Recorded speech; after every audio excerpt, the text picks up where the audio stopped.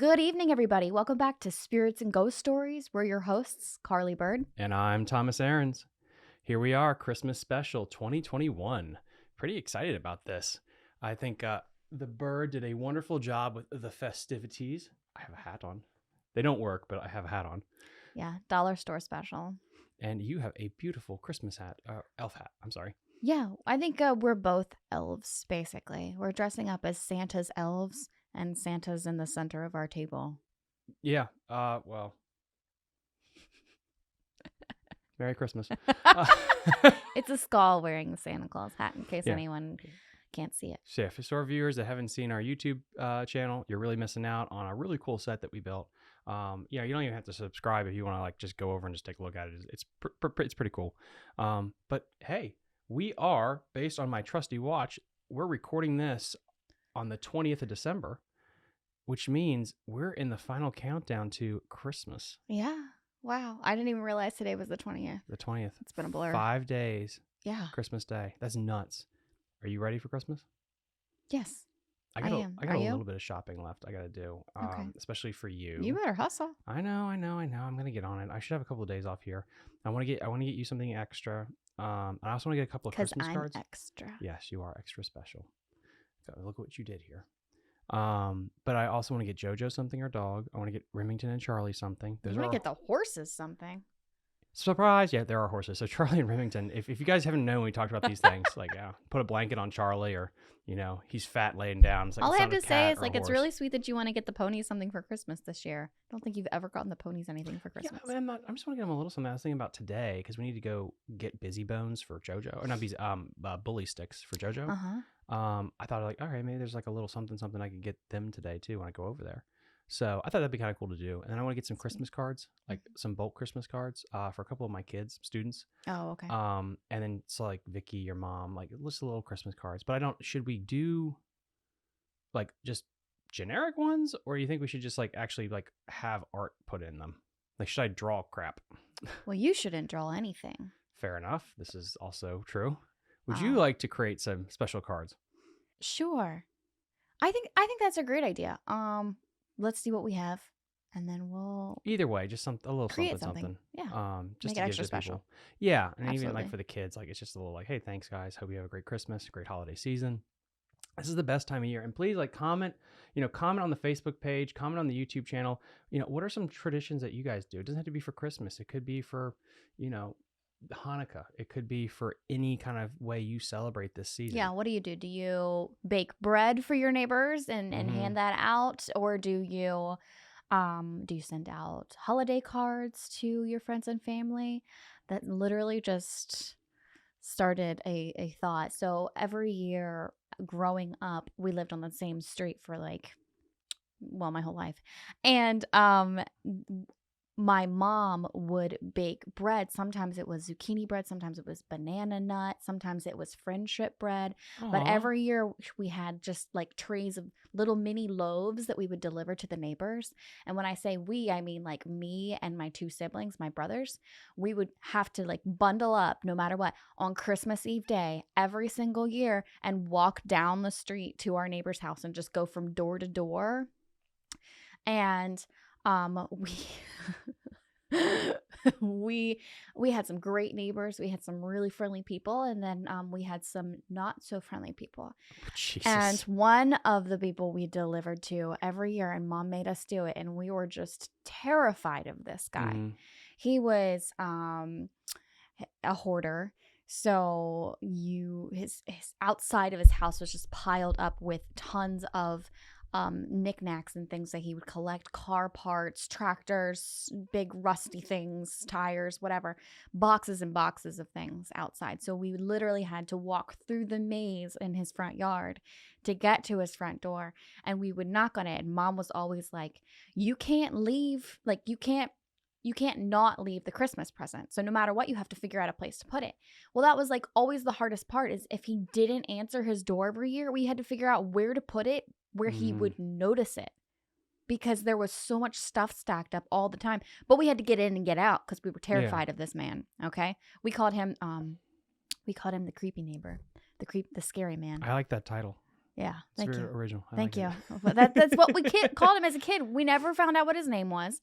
And whenever we had to address the envelopes to Mhm. our neighbors, we would have the names of all our neighbors, and literally his envelope was blank. So my mom would hand us the blank envelope and go, "All right, this is for the scary neighbor." And then us 3 kids would trudge down, even if it was snowing, it didn't matter. We were just trudging down to deliver the little loaves of That bread. is freaking hilarious. Yeah, so I thought that was That's appropriate you know, for that's today. something like for our family. I really do want to start a tradition at some point. I want to get some traditions going. Yeah. We have our Halloween traditions. We'll see if our friends want to continue it. Because we usually go out to their place, but we usually go out to some friends' places every Halloween. Yeah. That's now like becoming a tradition. We did it twice.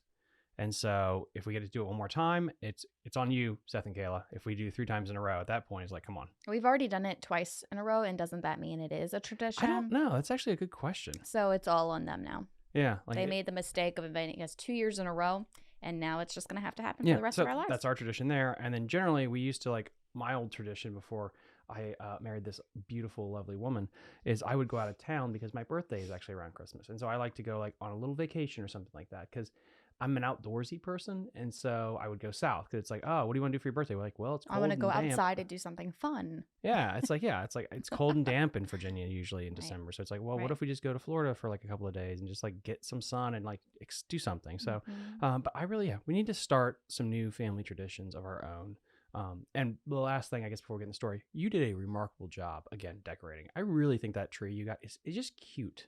Like I know some people in Loudoun County were like, oh, it's so small, whatever, It's because very it's small. small. But it's. I like that you could set it up on something, Yeah. and then it doesn't. Again, it doesn't like take over the room. It doesn't suck the oxygen out of the room. It like it fits the room very nicely, Yeah. and you can have all the presents around it too. And It's like, our oh, little quaint house.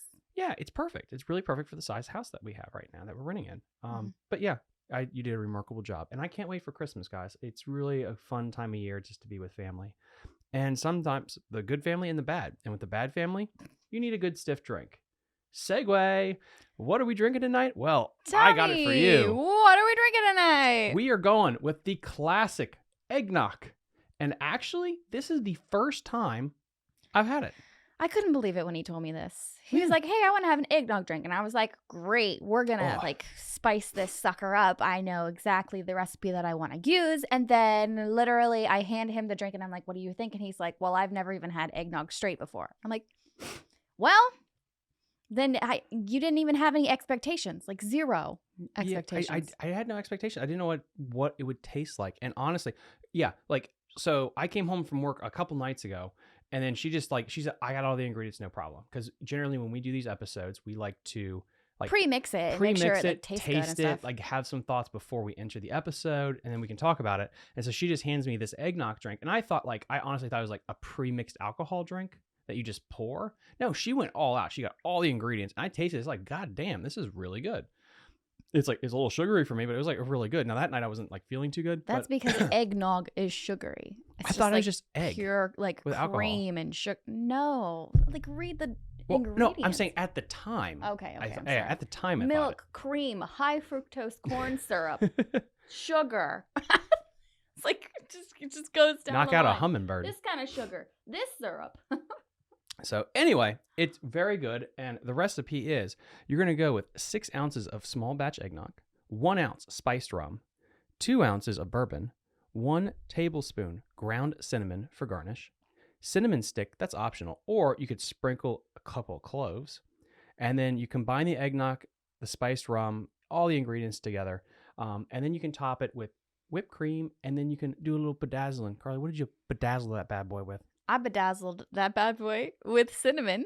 Ooh. Yeah. Yeah, it was really good. I put cloves in the drink, mix it up, a little sprinkle of cloves, and then the whipped cream on top, and then a little bedazzled cinnamon. Ooh. And then for this drink recipe, we actually got now I got a nice little display area. So we're going to take pictures of the drinks in their full glory for the old Instagram. So what a lovely idea. When this episode releases, go to the Instagram or our Facebook page, and you'll be able to see this drink in a really cool little set area. So pretty excited about that. But that gets us into a great Christmas tale. Yeah. I want to tell you about the history of it. Well, what is the story first before we get into it? What is the mythos that we're talking about?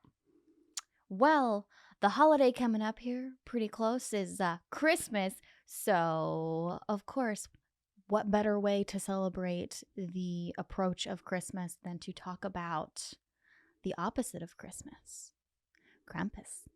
Ooh, and a nice little bonus thing for you guys tonight after we get done with the Krampus story. We're going to be doing our quick review of the 2015 Krampus movie. We watched it last night to get prepped mentally. It was great. And you know what? No, we're not going to talk about, we're going to get over it, but you know what? Sorry. It's actually still really good. I like it. So we're going to talk about that at the end. But first, I think the bird is going to spin a tale of the opposite of old Saint Nick. The bird. I love it. Okay, so I do want to tell you a little bit about the mythos where this came from and who he is before we actually get into the story itself. Krampus was thought to have been part of pagan rituals for the winter solstice. According to the legend, he is the son of Hel, spelled Hel. The Norse god of the underworld is who Hel is. With the spread of Christianity, Krampus became associated with Christmas, despite the efforts of the Catholic Church to ban him. The creature and St. Nicholas are said to arrive on the evening of December 5th, which is Krampusnacht, Krampus night. While St. Nicholas rewards nice children by leaving presents, Krampus beats those who are naughty with branches and sticks. In some cases, he is said to eat them or take them to hell. On December 6th, St. Nicholas Day, children awaken to find their gifts or nurse their injuries. You know what? I just love that that's a different parenting style. I just like that. You can't have Krampus nowadays, 2021, 2022, be like, listen. No, he's not going to beat you with this. He's going to be like, listen, I want you to sit down here and relax. Tell me what's wrong. Yeah. You're going to have a 10-minute timeout. You know, how do you identify? What's your pronoun right now? You know, I don't want to encroach on your space. Versus back then, it's like, listen, you're either nice or what? Like, oh, shit. Well, a demon goat monster is going to drag you to hell, or it's going to beat the effing shit out of you. So shut up, Jimmy, and be nice. Right. Shut up, Jimmy. Be nice. Parenting back then had its perks. Do you want a cookie? It's like, you know what? Do you want to not get beat today? Yeah. It's like, you know what? Parenting back then had its perks. You could get away with some stuff, for better or worse. Yeah. But parenting tips continue. Don't even go there. All right. Let's just get started on the story for today. Santa Claus up, and it's like, what if I'm good? Because everyone, I've dealt with kids, you dealt with kids. You know those kids, like, okay, like you tell me you get a chocolate if you get a reward of chocolate, whatever. Yeah. And they're a prick about it. Like, well, do I get it now? What about now? What about now? Or they're sorry, Jimmy. The table's turned. So you're getting an ass whooping now. It's like, well, Santa Claus will come. Well, I want it now. Well, if you're not good, the devil will come for you. It's like. It's like, and you think the parents in the back room's like, that is a great idea. Like, hon, do you think that's a little too on the top? No, I think it was good. Anyway. All right, everybody, prepare yourself for the tale of the Christmas Krampus. Ooh. Every year around the Christmas holiday, magical things always seem to happen. Some things are marvelous and joyful. The visits from Santa or a snowman coming alive. Many people say they can feel the Christmas magic in the air around them. However, some things aren't so joyful. Around Christmas every year, kidnappings, murder, and suicide rates go up drastically as well. Even when horrid things like this happen, people often feel that holiday magic, although sometimes it's not good magic, it's dark magic. One example comes from a Christmas demon known as Krampus. The Krampus is well known in countries like Germany and Switzerland for taking naughty children on Christmas Eve night. Here is the tale of one account. December 6th, 2013. My name is Eli Rockford. I am currently 10 years old as I write this. I write things that happened to me in my journal, usually the things my family would never believe. I am often told that I am very smart for my age because I say and do things that most kids my age don't. But if I tell a strange story, no matter how hard I try to get them to believe me, my parents and siblings say it's just my imagination. Today I looked out my window into the street by our house and saw a man who looked like a shadow with horns. His eyes glowed orange red, and seeing him was terrifying. He looked like a monster from a nightmare, so I ran to my bed and tried to go to sleep. Good Lord. Then I heard knocking on the door. I went down to see who it was. When I got to the door, someone stuck a card through our mail slot and ran off. The card had a picture of a monster who had big bull legs and a tail. The horns were scary looking and perched on a goat head that looked half human. I was so scared that it was the thing on the street that I saw before, but I didn't know what to do. I showed the card to my dad and he said it was Krampus. The bottom of the card said, Gross von Krampus. Daddy said every year Krampus punishes bad boys and girls on Christmas, but Santa gives good boys and girls toys. That was a relief. I always get toys on Christmas, so I must be a good kid. I didn't tell my dad about the thing I saw outside my window on the street, because I know he wouldn't believe me.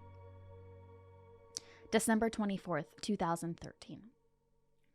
My parents will be gone for most of the night tonight, and Christmas morning for some stupid work thing they both have. We usually have a Christmas celebration at 6 a.m., but this year we have to wait for Mommy and Daddy to get home first. Rebecca, our babysitter, came to watch us at 5.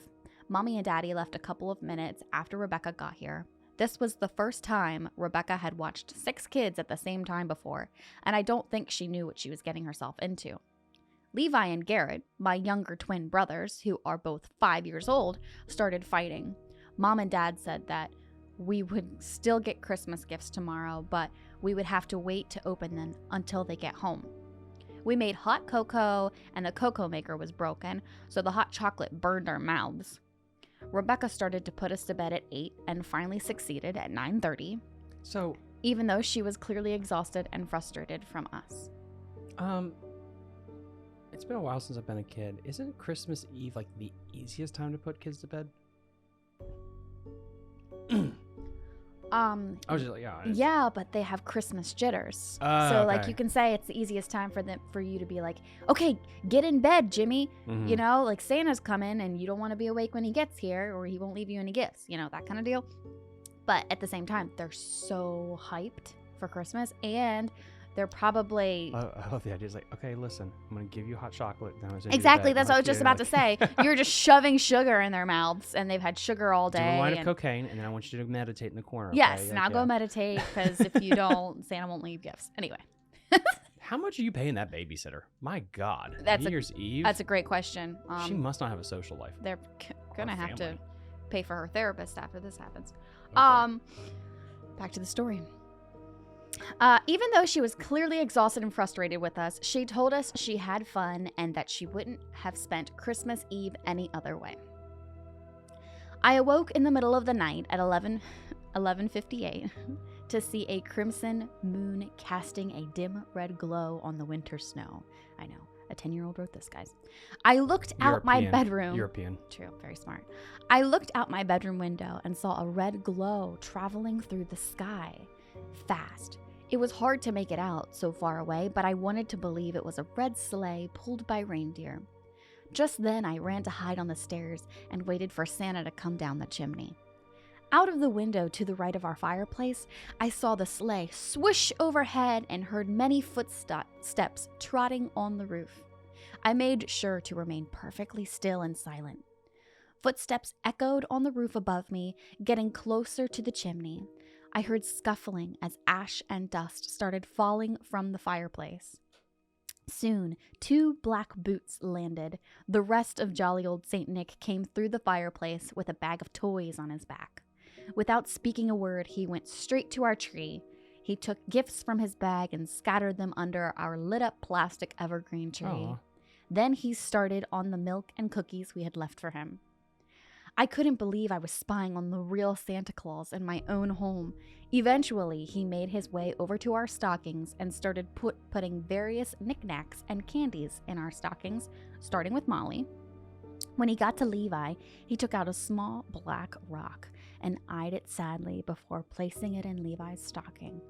It took me a second to realize that he gave Levi coal. I tried to stifle a laugh to the best of my abilities, but a small squeak escaped my lips anyway. Santa turned around and scanned the room. I remained as still as ever. He turned back to the stockings, this time keeping his back to me, and put a piece of coal in Garrett's stocking too. He put a candy cane in Brad's stocking, along with a pocket knife. Rachel got a new phone and some knickknacks. Finally, he moved to my stocking, which is always the furthest to the right, even though I'm the middle child. He began rummaging through his sack as I leaned forward excitedly to see what presents I was getting. Santa pulled out a large black piece of coal and stuffed it into my stocking. You an asshole too. I felt a wave of anger, sadness, and regret all at once. I almost stood up right then to tell old Jolly Elf off, but when he turned around, I saw tears in his eyes. He looked as if he was filled with the similar emotions that I was having, like he didn't like to give bad kids coal. For this reason, I remained quiet as Santa climbed back up the chimney, got into his sleigh, and flew away. I watched out my downstairs window as the sleigh flew from the roof and onto the black abyss of Christmas night. I sat there, still in place for a very long time, pondering how I could be a better child next year, when I spotted something out the window again. It looked like the same figure I'd seen before, but this time, the sleigh looked as if it were black. I wondered why Santa would come back. Maybe he forgot something. Maybe he made a mistake.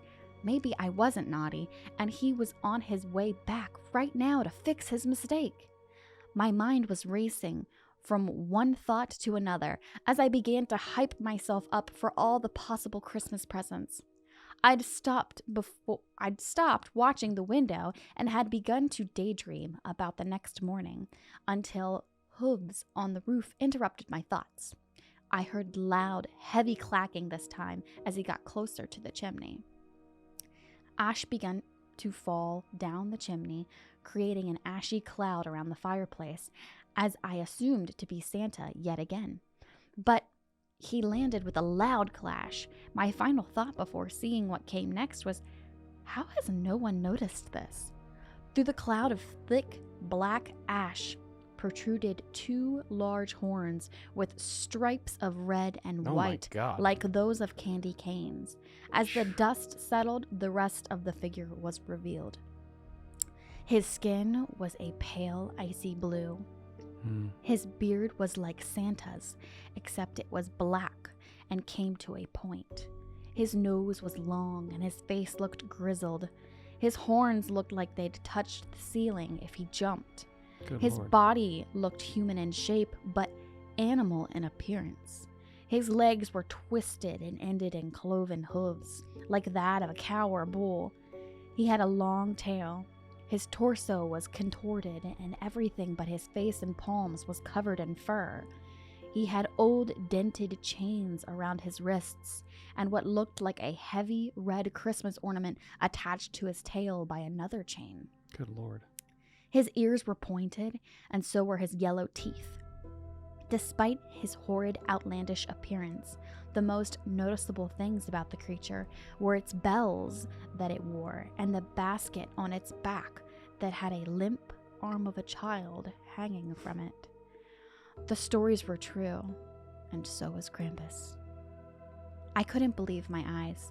I had seen sleighs go by, magic reindeer fly overhead, and had even seen Santa Claus himself, but none of that could have prepared me for the beast that is Krampus. He moved around the room with such speed that I was caught off guard. This thing looked about 8 feet tall with its horns, and with them he towered over everything in our large home. He made his way to the fireplace and took the coal from Levi's stocking. He rolled it around in his long, bony fingers for a moment and took the coal from Garrett's stocking. Then finally mine. He studied the coal for a moment. A wide smile full of pointy, yellow teeth beamed across his face. "Naughty little children," I heard it say, in a cold, raspy voice. Jesus. A shiver ran up my spine as he spoke it. I was paralyzed in both fear and awe at the creature that roamed my living room beneath me.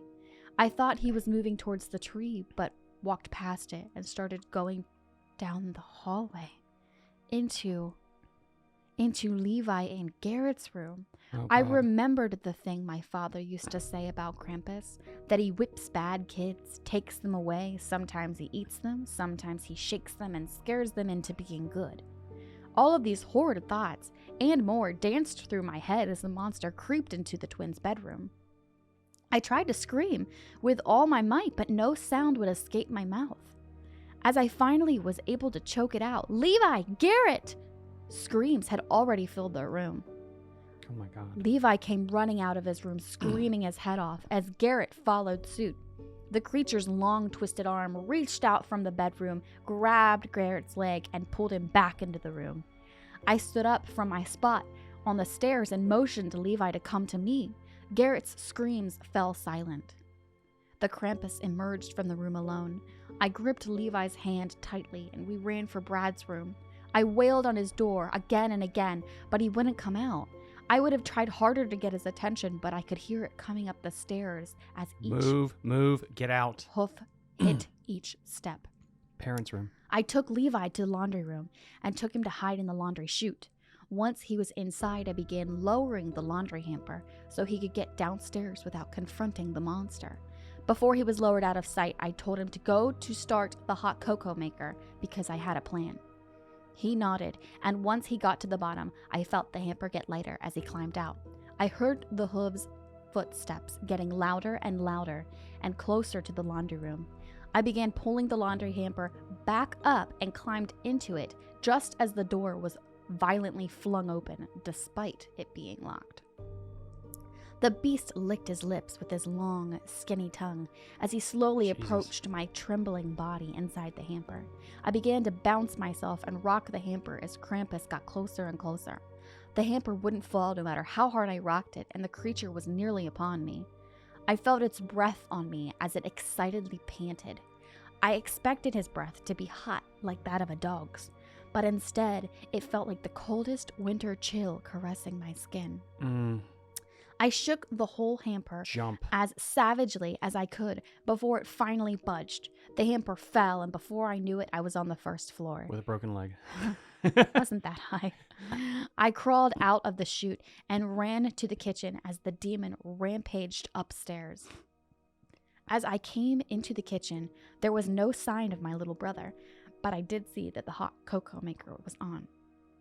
The stomping of the creature upstairs continued, but didn't seem to be near the stairs, so I focused on finding Levi. He wasn't hiding in the cabinets, and he wasn't anywhere in the living room. I decided that he might be in his room, so I quietly creeped to it slowly but steadily.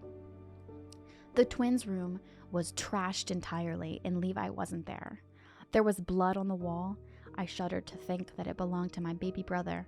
A small, bloody handprint was smeared on the wall by the door. Dread was all that I could feel in that moment. Dread for misbehaving all year. Dread for what had become of my little brother. And dread for the silence that fell in place of hooves stomping around upstairs. I quickly and silently made my way back to the kitchen and took out the large coffee pitcher of scalding hot cocoa. As I crept up the kitchen into the living room, I had an ominous feeling of dread, as if I were being watched. I could barely see in the dark of the night, and I couldn't locate our light switches. The only source of light I had was the dim, eerie glow of the lights from the Christmas tree. As I scanned all entrances to the dining room, something moving caught my eye. The chandelier had started to swing as if something had bumped it or hit it. There was a soft thudding that accompanied the squeaking of the rocking corona. As I looked around to make out another vague shape in the glow Christmas lights, I saw what bumped the chandelier. The monster was crawling on my ceiling like a large twisted spider. Oh my God. His arms were bent in excruciating looking ways to grip the ceiling and watch me with his eyes, with a gaze that burned my skin like fire. I wanted to scream at the top of my lungs at the very sight of it, but instead I held my ground. A cruel smile spread across the face of the predator who was stalking me. He undug his fingers from the ceiling and landed on the floor in front of me with a thunderous crash. mere inches away from me. This was his mistake. I threw the entire pitcher of burning hot cocoa on his face, and the beast immediately started writhing in agony. He covered his hands over his quickly blistering face. He took his hands off of his face just as it began to melt and peel off, the bits of flesh and blood melting away to reveal his horrible skull. It was with his eyes still in their sockets. Good Lord. He froze for a while, and for a brief moment I was happily assured and content that the Krampus was dead. But then it only started cackling with an awful and disturbingly malevolent laugh. It pierced my ears like knives and loomed over me to instill as much fear as it could. Yeah, that's fucking terrifying. Any other thoughts? Run! All right. Get to your parents. Dear God. It's like Freddy Krueger. Yeah. Get to his parents' how? Like, I don't... His parents aren't home. Like, yeah, run out the door screaming. Like, you know, like that. Okay. Outside. Okay. It worked. Before my very eyes, the muscles around the creature's skull started to grow back. And in seconds, his new face had formed. It looked more like a goat with pointy teeth than a human. I turned and ran behind the Christmas tree, avoiding the abomination's lanky arms as I ran by. The Krampus immediately started coming towards the tree, intent on harming me. I pushed the large plastic evergreen tree on the monster and ran back upstairs to find my little brother. I wailed on my other siblings' doors, but no one would wake up, no matter how hard I pounded. I bet it's a spell. Our doors were heavy, so you don't hear much of what's happening on the other side, but strangely enough, all the doors were locked. Mm-hmm. I began to shout for Levi as loud as I could, hoping he'd respond. Then Levi appeared at the top of the stairs. We stared at each other. He looked sad and scared. I started to walk towards him. Then suddenly, my baby brother was impaled by the Krampus horns. His body was thrust up and thrashed around by the savage creature as he convulsed and shook spastically on the horns.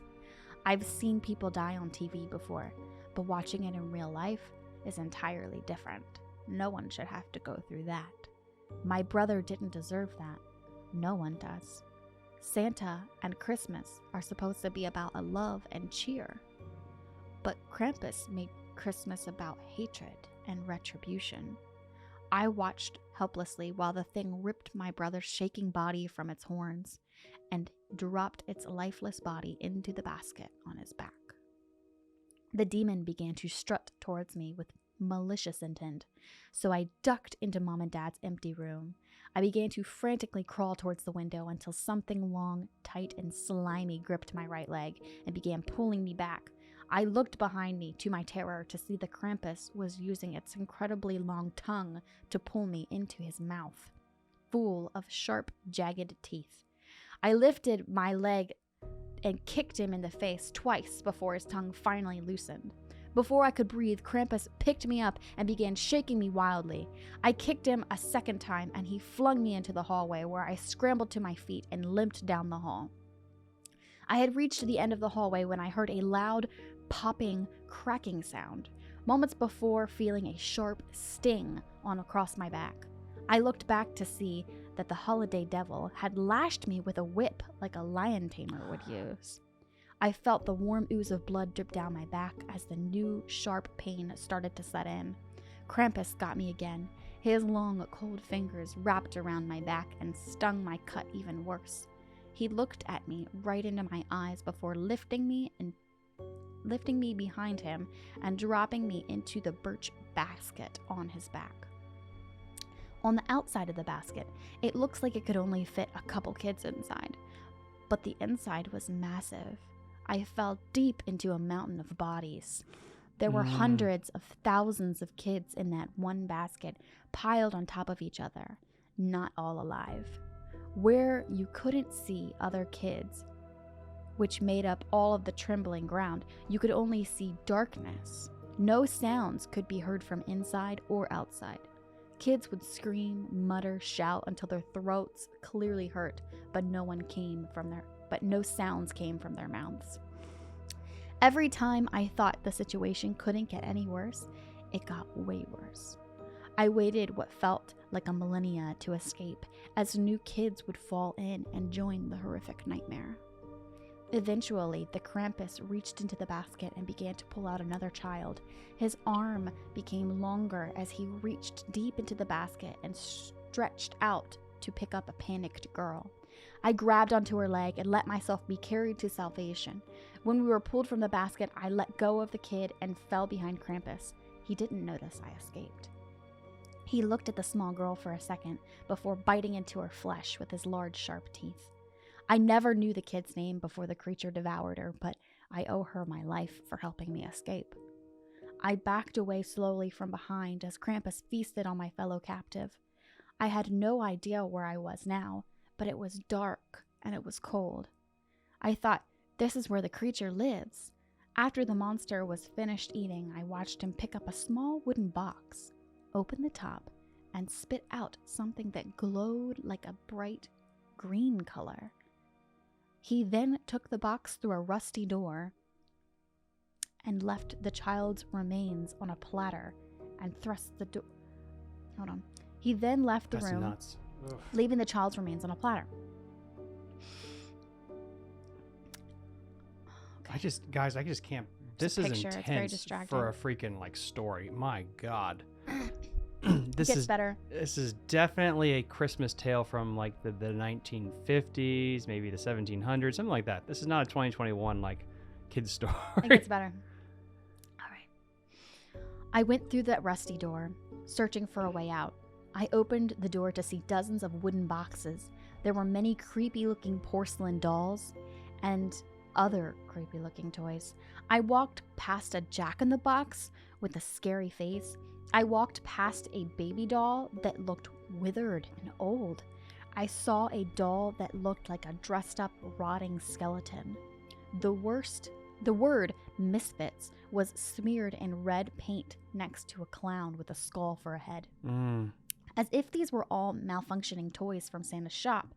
When I got closer to the clown, it rushed towards me and yelled, "Wanna play?" I jumped back as the clown let out a scary laugh. I found another message on the wall. "Why can't we die?"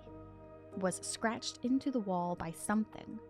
I wanted nothing more than for this night to end. When I located the door, I bolted for it as soon as I saw it, but was tripped by a toy soldier with burns on half of his face. I kicked the tiny hunk of plastic away and moved closer to the door when a deformed baby doll appeared from the darkness and sank her teeth into my leg. I felt a surge of pain and fell to the ground. I furiously punched the doll's head repeatedly until it unlocked its teeth from my flesh. The porcelain atrocity scurried off as other terrible toys danced around me into the darkness. More and more of them kept popping up and coming out of boxes. Oh my God. Like the one Krampus spat that glowing thing into. The horrendous toys began muttering something, but I couldn't make out what they were saying. The muttering got louder and louder until I understood some of the words. "Feel our pain. He killed us, but left our soul. He gobbled me up and spat me into a puppet. Kill us. Let us die." I got up and started to make my way to the door as the dolls chanted more obscene things to me. "We're gonna eat you alive like he ate us. I'm gonna rip out your eyes." Although they continued to chant, none of them came towards me again as I moved around the dark room. I saw a small toy skeleton in Santa clothes with a beard move by. A puppet with many nails sticking out of its wooden head was strung up the ceiling, moving and wrestling with its strings. I reasoned that this was Krampus's demented toy shop and yearned to get out before I too was late. Oh, before I too was part of it. He was like late. Yeah, I was like, late to what? I walked past the bench to the door and started pulling on the rusty metal handle. The door was extremely heavy, but slowly budged, inch by inch. A light began to bathe the room, and the misfit toys dashed to the shadows to avoid it. I ran from the dark room, closed the door behind me. I looked around at the only other room in this place that was familiar to me. I went by the long table the monster had ate the nameless girl at, trying not to think about it, trying to think about something, anything to distract me from the horrors I had bared to witness on the most unsuspecting and happiest time of year.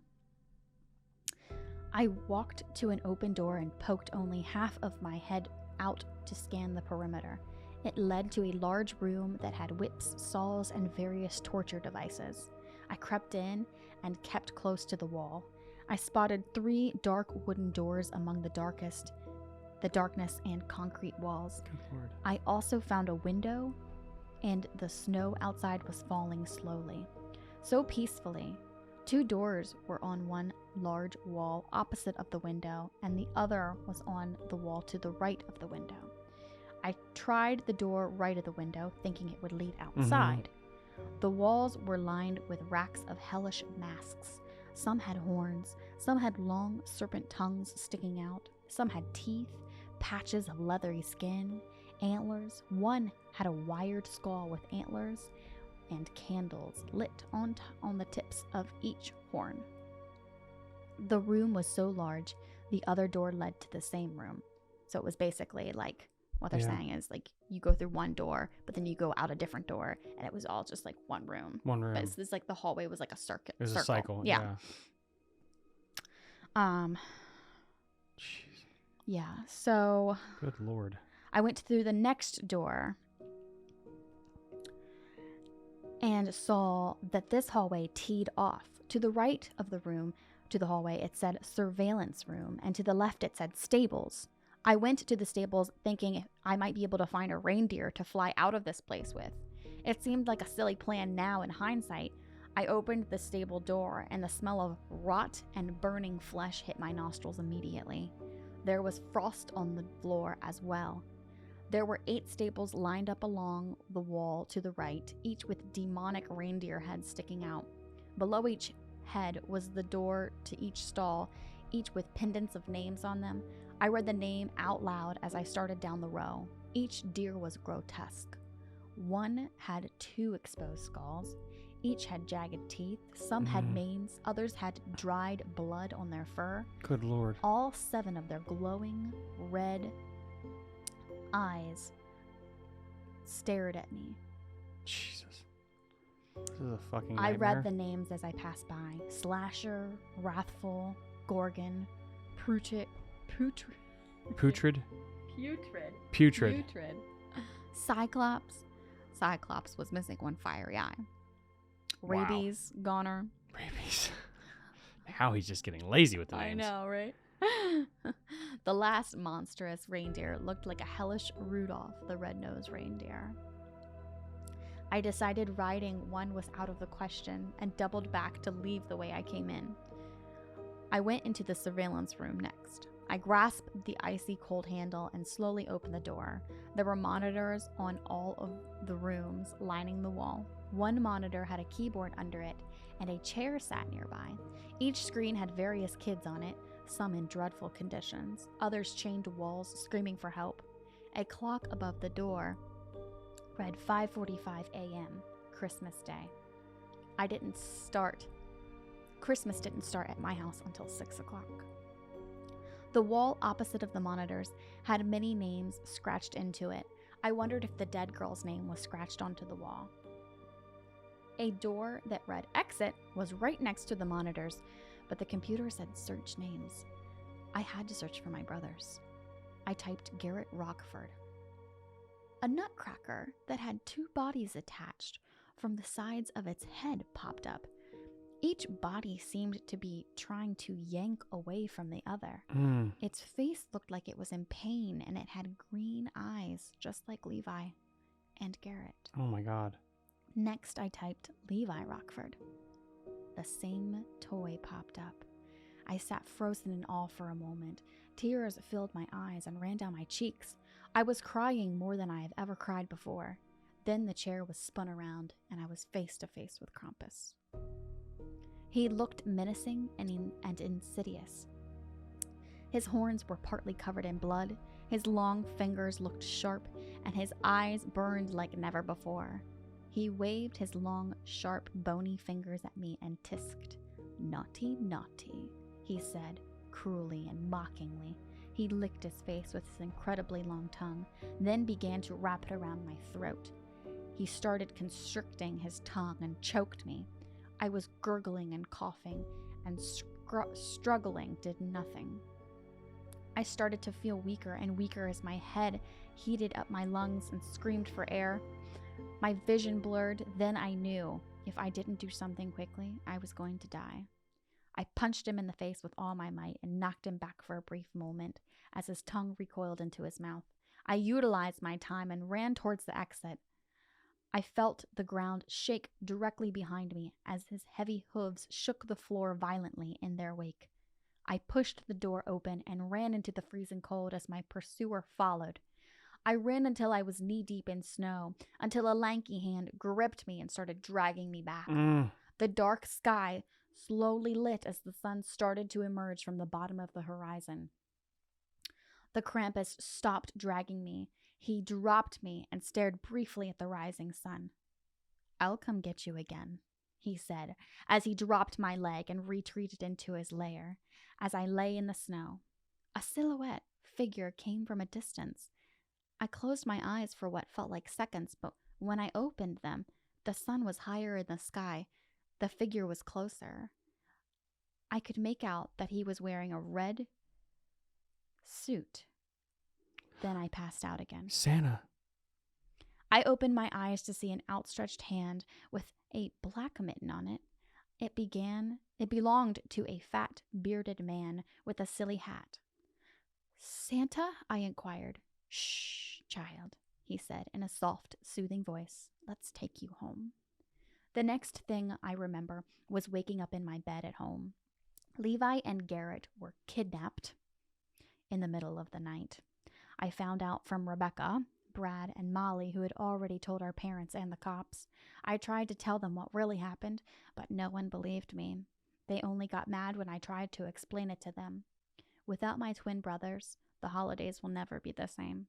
Christmas will never bring along that Yuletide cheer, and I don't know if I will ever be able to escape my fate next year when Krampus returns for me. And that was the tale of the Christmas Krampus. Wow. That's heavy. Oh my God. What shocked you the most? I guess the ending. That he escaped? Not that just he escaped, like, and this kind of gets into the movie review, but I kind of like the idea that like he's trying to set kids straight, and so it's like scaring the crap out of them. This is like a lot darker down the path. Like, no, I just basically take you. Right. And so like that's just the shocking part. Like this is not just this is not just like there's no layers of like some people I whip, some people I kidnap, some people I scare straight. It's just one setting. It just seems as though he just takes everybody. He just takes, if you're bad, I just take you. Yeah. That's intense. But I love the fact that I don't know, I just like the lore of this like yin and yang, this bad Santa. I don't know why that completes the holidays for me. Like, yeah, for every good there's a bad. Yeah. And so you have to have both to have equilibrium, balance. But I don't know, like I was really thinking he would get his brothers out, or that he'd wake up and it's like it's a bad dream. Right. But then it's like, nope, that didn't happen. Like all this took place. Right. And then Santa's there to be like, hey, sorry I tried to have you murdered. Santa didn't do it. Santa put a coal in his stocking. He had to. And then like, so it's like basically like, kids, listen, if you get abducted, don't say you're sorry, run for your life, and hopefully you make it. Yeah. And Santa didn't even give him like a pardon. Like, hey, okay, listen, you survived this Hunger Games thing. Next year you're fine. No, it's just like, well, Santa might give him a pardon, but Krampus said he was after him. Yeah. That's the whole thing. So now he just has to live in fear, wondering if, like, is Krampus coming for me this year? I better like try my best to be a good person for the rest of my life. Otherwise, Krampus is going to come get me because he promised. And that's the fact. Is like, could you say you're sorry to him? Would that work? I don't know. Could you say like, listen, I'm sorry for what happened. Take me, not my brothers. Would any of that work? Like that'd be interesting to know. Mm-hmm. What did you think about what the brothers turned into? Because they're twins. Yeah. And that's why they conjoined twins. I thought that was really good. I thought like not conjoined. Well, they are now. They are now conjoined. Yeah. But yeah, no, being twins and now they're conjoined. The idea like they basically live in this hell forever. Like that's and even the Misfit toys, like the whole Rudolph, Fred and his reindeer type of vibe, like that old show, the Island of Misfit Toys. But you get the Misfit toys. It's dark. I like that. The atmosphere. But do you understand what the Misfit toys actually are, right? The souls of the kids. Yes. Which is like, and when he eats them and he spits them out, it's their soul. So they can't die. Their souls aren't allowed to die. Yeah, and like that is just damn. Yeah. That is some levels. I know. I mean, these are just naughty kids. Imagine if it was like freaking like I know. They're just naughty. So it's like, wait a minute. So you're saying Hitler doesn't go to this level, but a kid that's a little brat has to go through this shit? Sure, like, Hitler good did go through this Lord. Yeah, I hope this is not just for like children that are like little shits. But so like, there's some other horrible people out there. Yeah. Oh my goodness. That's a great story. That's a really good story. That is heavy. That's kind of like The House in the Woods or something like that, where it's like really, or The Limping Woman, like just really like heavy stuff. Like, oh, no commentary. I just want to listen to see where this goes. So this story reminded me a lot of Happy, that TV show. Really? Remember, they aren't toys, but they're imaginary friends, and they actually look like they could be. Like all the imaginary friends are actually toys. You know what I mean? But they're imaginary friends, and they come to life in like this animated form. And remember there were bad imaginary toys. Yeah. That's what the toys reminded me of, was off that TV show Happy, where there were bad toys, and they were like killing things and all kinds of stuff. And it's just the fact, like, you're not the PTSD that you're gonna have from this experience. Like, are you gonna believe in Christmas joy? Because like as a kid says, like, no, Christmas is gonna stink from now on. Yep. So it's like, is this a productive strategy, murdering children? Like, I'm just saying, like, from a corporate standpoint, if you're Santa Claus, I feel like this needs to have an edit, because I don't know if you're creating people that are going to be jolly or like, yeah, okay, Tommy, it's that time of year. You're taking it a little too far. No, I'm sorry, that's what I do. But HR moment. That's Santa's HR. Like, hey, listen. Tommy walks up looking like that in his little Merry Christmas sparkly tie, my accounting glasses on. Like, listen, I don't think this is the best your way little to light hat and just like twinkle twinkle. You just imagine this thing. You just like walk in, Santa. I don't think this is a great strategy for the next coming year. Our profit margins just aren't showing what they used to. Way down. Suicide is up. Depression is up. I mean, we thought this was Facebook and Mark Zuckerberg. Like, no, it's this whole like eating the children's souls and spitting them into pie. It's just not working. Maybe we should just stick to beating them. Yeah, we love that. We thought that was a great idea. There's a lot of parents that approved of it, because I always thought, like, before the story started, it's like, like your description of him first was like, he scares them, he whips them, and then maybe he eats them. Or as this story goes full on, like, oh god, no, this is like torture hell, like all that. But I like the first part, like, we just whip and scare them, right? But then like, what if you take the kid? It's like, you know what? I think honestly, that's almost a Christmas present for parents. I never thought of that before. Okay, hear me out. Okay, Imagine you have gone too far. A kid that you love him, but he's a piece of shit. Absolutely miserable. Thomas. Okay, but there are kids out there like that. Parents have a couple of children. There's always that one like, you're just a pain in the butt. Do you ever think a parent wakes up like on Christmas, like, is this the day? And they go to that doorknob like, okay, maybe he's gone. And they open it and he's like, damn it, he's still here. Like, do you ever think like maybe Krampus is just like an adult Santa? Like, hey, listen, you got shitty kids? I'm gonna take them for you. So like the parents can actually celebrate? Or is that a little too dark? I might have had too much eggnog tonight. I just thought like, oh God, like the mother and the dad are like next door, say, okay, like Jimmy's been an absolute miserable like wreck, and they're like, okay, damn it, hi son, yeah, oh no, why are you guys crying? It's like, no, we're not crying, tears of joy. We're just so glad you're here. Oh my gosh, that was out of this world dark, Tommy. Hey, it's an adult Christmas. Okay. Anyway, great story for the holidays, I think. Kids, do not listen to this one. Anyway, I hope you all enjoyed it. Kids, listen to this one. Don't be a little bitch. Be annoying. And this kind of gets us into the other thing that we're going to do is the review of the 2015 Krampus. It stars Adam Scott, who's also been on the old Parks and Rec. Tony Colletti. Thank you. I tried, guys. Colette and David, Coner, Allison Tolman, MJ Anthony, Stefani Owen, Krista Stadler. And you guys can look it up. Those are the big names. So it was a PG-13 Krampus movie, and it really does kind of get into the mythology and the lore that we just talked about today. And that's honestly something else. I had to mention this movie before I can kind of get into a deep dive of the story, because like there's a lot of the lore in this story is in the movie, which I thought was really cool. Like the description of Krampus is kind of like what he is in the movie, which is really okay. I was shocked. In the toys, like when you said the Jack in the Box, Right. that remember that played in the movie, and it's Right. like, It's oh horrifying. shit, that's really cool. Like Its mouth opened in 3 different directions, and there were like layers of teeth like sharks. It was yes, horrifying. and I'm not to get into spoilers for this, but well, light spoilers because it really helps with this. But the fact is that movie does actually pull from the lore now. Like it is very much like in line with it, because if you look at like you read your stories, like this is a lot like the movie we watched. You can visualize the exact little toys and goblins and everything that we are describing in the story, because we saw the movie last night, which makes the story even more scary. Yes, because like I couldn't talk this whole story because like we watched Krampus last night, so I'm visualizing everything that's happening. Like, oh my god, this is way more intense. Like literally all the goblins look like this Wendigo, but like with like clown paint and all kinds of stuff like all over it, because they were supposed to be like dressed up toys and whatnot. But they were little demons just running around. It was and what I liked about it was PG-13, and I liked the message. And this is where this kind of conflates with the story compared to the movie. So Krampus is anti-Santa Claus. We get that. And so non-spoiler to a mild spoiler to the movie, but the fact is you're telling the people in the story get a second chance. Yes. They get a second chance.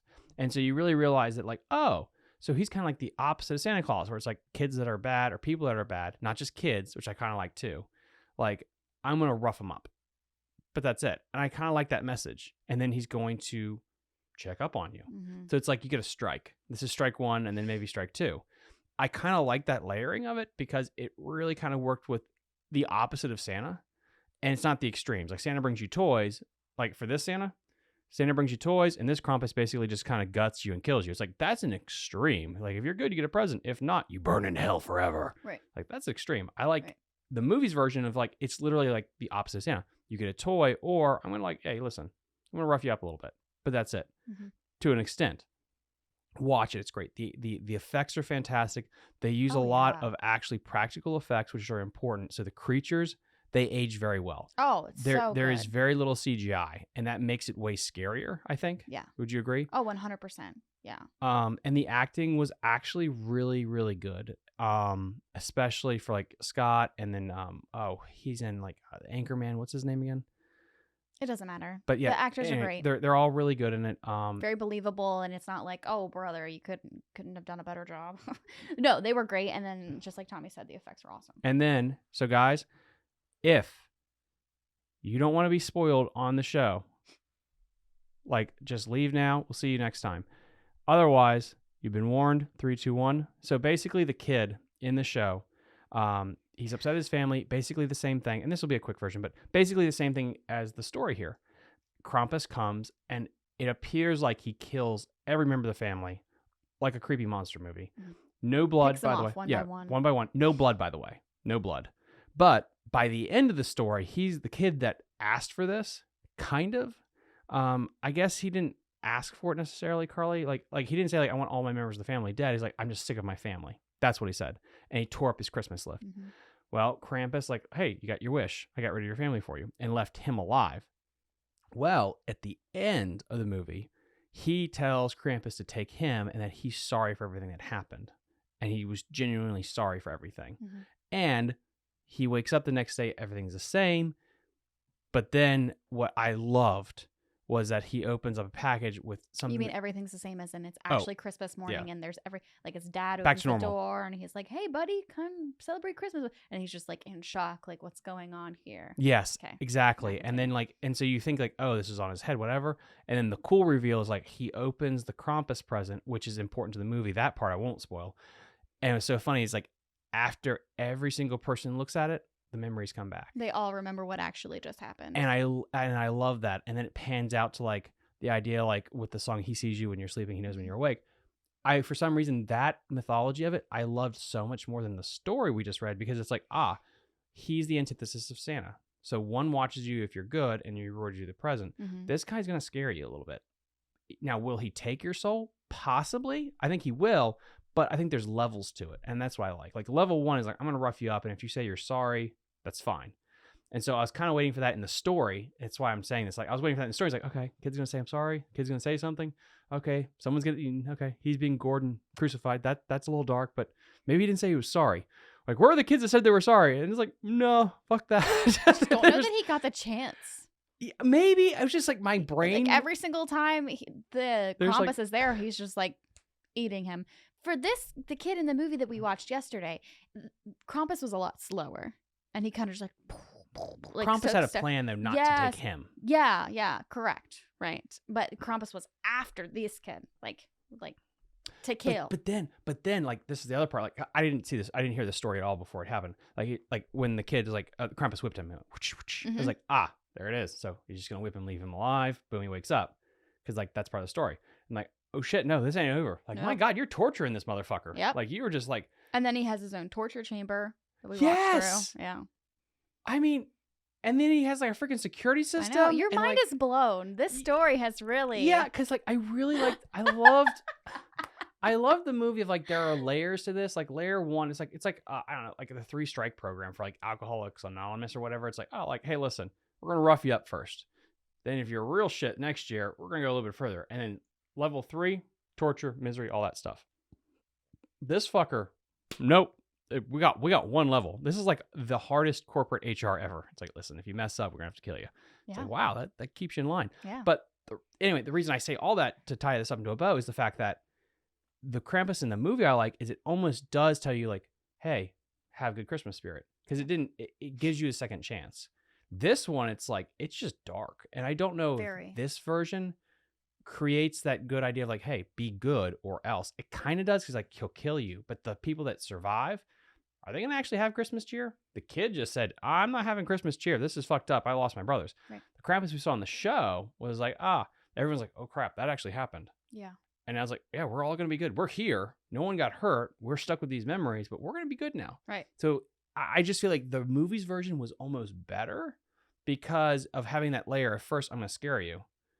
This is your chance to repent. Like, yes, repent. Yes, you know what I mean? The repention, that's the thing. It was a great script and, brought into fruition by great actors. Mm-hmm. But this story, really like... Oh, it leaned terrifies. Heavy. Oh, it was terrifying. Yeah. And I think like this would have been, I think the way this story could have been better if you had that like tortured soul or Santa just saying, maybe a one-off line of Santa being like, hey, listen, like, yeah, these kids never said they were sorry. These kids said they wouldn't do better. This is what happens. And it's like, okay, cool. There's that throwaway line of like, okay, there's a chance if you're bad, you can get out of this. Mm-hmm. Not like, listen, no, I dropped the coal, you're dead. Like, it's just like, God damn. That's like, I don't know, that hit me so hard. Like when he had the tear in his eye. I know. And now I'm thinking about it, like he had a tear in his eye. It's like he knows what's yes. going to happen. So holy all crap. The kids that he drops, the coal into. Not like he drops the coal, like he's going to come and maybe the kid's like, I'm sorry this happened. And he's like, I'll let you go. Okay, there's wiggle room there. Not like dropping the coal is like dead. It's like, for some reason that didn't click at me. Now the tear in his eyes, like, good Lord, he was just sitting like death sentence. Like there's no wiggle room. Poor Levi, poor Garrett. Yeah. You're going to get eaten by a goat man and then be tortured to death. Like, yeah, All right. We thought this would be good for like murderers, serial killers, rapists. And then in the HR, he's like, well, what if we did it for bad kids? It's like, well, this was our plan, having the goat man for like the serial killers, the pedophiles. We thought this would be a good torture for them. But if you get rid of the bad kids, you won't have bad adults. I know. I feel like that was the meeting. Hello. That was the meeting for it. And everyone was like, everybody goes, I know. Fabulous idea, Santa. And no one was like, wait a minute, what? Like, there seems like it's like we built this for like these horrible people. Yeah, fuck the kids. Like, well, okay, we're gonna go with that.